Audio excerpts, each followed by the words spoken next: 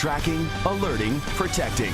This is WKYT News at 5. Danville police are now releasing new information as to who they say is responsible for shooting and robbing a Domino's pizza clerk last month. Charges against 4 UK football players could lead to jail time.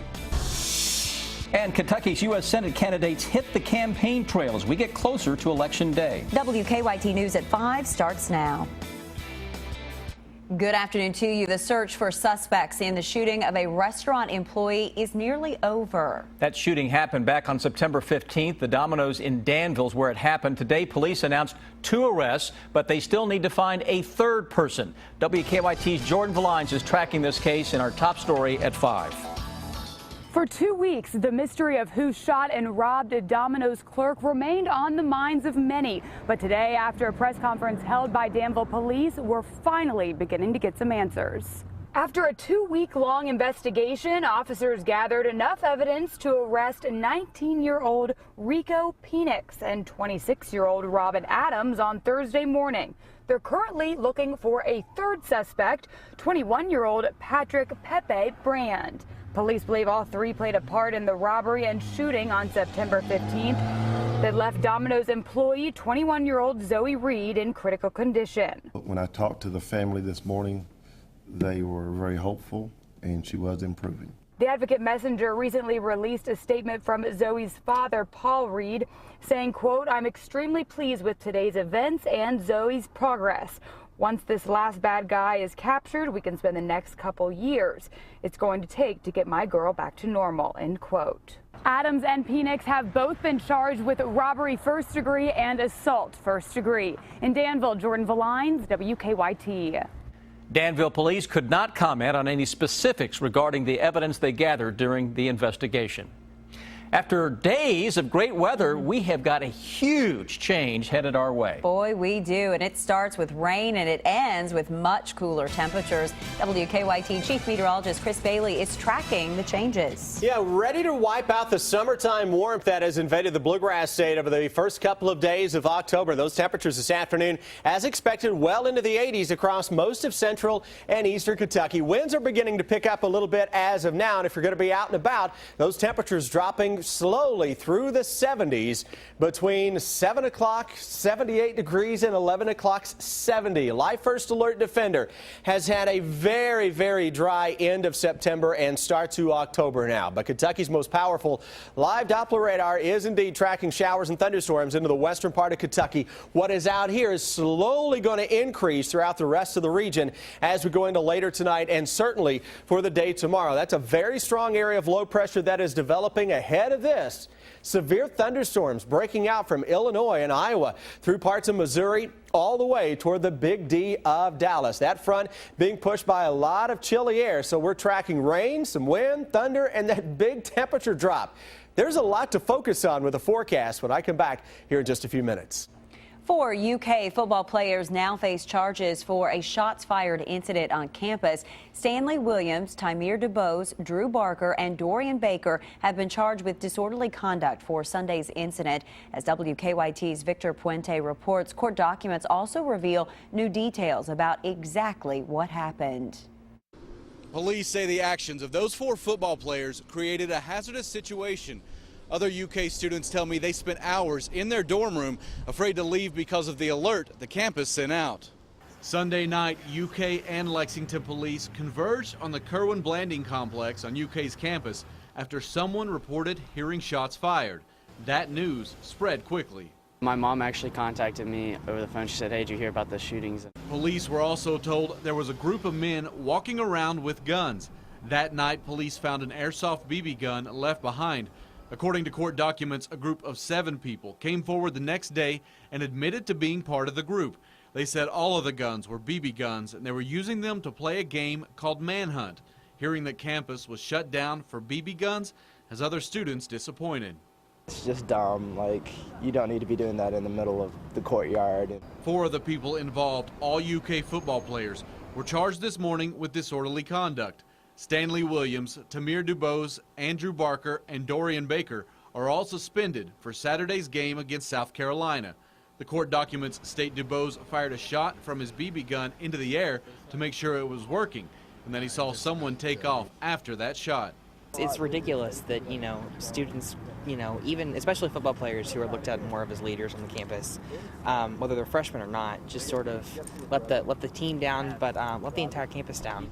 UK's Vice President for Student Affairs said the school didn't discuss charges under the Student Code of Conduct, but did say the exact same process is utilized with every student on the UK campus. All 4 football players are scheduled to have their first court appearance on October 28th.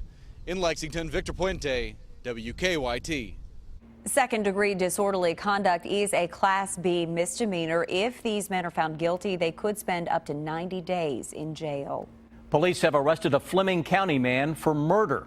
Charles Black is also charged with theft and evidence tampering. State police tell us they arrested Black after finding human remains on private property off Ringo's Grange City Road in Hillsboro. The Flemingsburg Gazette reports the victim was from northern Kentucky and had been missing for about a month. A judge has denied a request to dismiss the case against a man accused of stalking.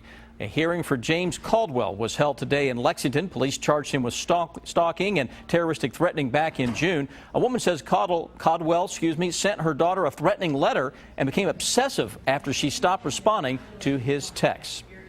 Well, there's more concern about the Ebola virus in Texas. Health officials say the patient had contact with 18 people. Those people had contact with 80 others. Marley Hall is tracking the situation from Dallas. The number of people in Texas potentially exposed to Ebola keeps growing. Officials are monitoring as many as 18 people who had direct contact with Ebola patient Thomas Eric Duncan in recent weeks. They're reaching out to 80 people so far. I hope they're on top of it because it could get out of hand. 4 of Duncan's family members have been quarantined at their home and ordered not to have visitors. A police officer is stationed outside. The patient's relatives will be checked twice a day for fevers over the next 3 weeks. Groceries are being delivered to the apartment. All of the patient's clothes and belongings have been bagged, and a professional company has been hired to thoroughly clean the home. Some Dallas residents are concerned and partly blame Duncan. That's the most disturbing aspect, is somebody knew that they had been in contact with Ebola. They get the symptoms and don't bother to let anyone else know. Duncan's neighbors in Liberia say he helped a pregnant woman who later died of Ebola. Liberian officials intend to prosecute him, saying he lied on an airport questionnaire. Marley Hall, CBS News, Dallas. A Dallas emergency room sent Duncan home last week, even after he told them he was in West Africa. More than 60 airmen with the Kentucky National Guard are on their way to Africa to help stop the Ebola crisis. The group deployed to Senegal this afternoon. Members of the 123rd Contingency Response Group will establish a cargo processing hub there to support the fight against Ebola. Back here in Kentucky, officials are on alert for any potential Ebola cases. In the past 5 months, Fayette County health officials have quarantined 2 people at UK Hospital who traveled to or from Liberia and showed symptoms. Neither person ended up having Ebola, but officials say the action shows that protocols in place here are working. And the local doctors put travel and clinical symptoms together, called us, we called the state, they called the CDC, and in 3 cases over a week, 2 of them were a weekend, we found out, we admitted them to the university. They were kept in isolation so they didn't infect other people, and we checked out what it was to identify it. UK Hospital says it already had measures to deal with Ebola in place. They have added newer precautions that include asking patients more questions about their travel history and extra training to help doctors better spot Ebola symptoms. We have just a month to go until the November election. As we head into the home stretch, Kentucky's U.S. Senate candidates are trying to get your vote. WKYT's Sean Moody was there as Allison Lundergan Grimes made a campaign stop in Lexington. Well, this rally was part of a 10-state tour by the nuns on the bus. They don't endorse any candidates, but they do invite them to speak. Secretary of State and Senate candidate Allison Lundergan Grimes spent her time on stage pushing for an increased minimum wage. I'm gonna let it shine. Before the event started this afternoon, the courthouse plaza felt more like a festival. The nuns on the bus pulled up around 12:30. They talked about the importance of voter turnout. Then the campaigning got going. Nuns ones call the nonsense when they see it. Grimes talked for about 5 minutes. She mentioned her efforts as Secretary of State to get as many people to vote as possible, and she pushed for an increase to the minimum wage. We're ready for a senator whose vision is correct, that knows it's not just a minimum wage, but a living wage we're working towards. The latest WKYT Herald Leader Bluegrass poll showed incumbent Senator Mitch McConnell with a 4-point lead over Grimes. A Grimes campaign official said their own internal poll shows Grimes with a 2-point lead over McConnell. There's only about a month left in this race, and McConnell's been working hard to connect Grimes to Obama, who hasn't been popular in Kentucky. Kentuckians know that I'm an independent thinker that stands for putting the people of Kentucky instead of partisan politics first. And the results of the next WKYT and Herald Leader Bluegrass poll will be released on Monday at 6 p.m. In Lexington, Sean Moody, WKYT.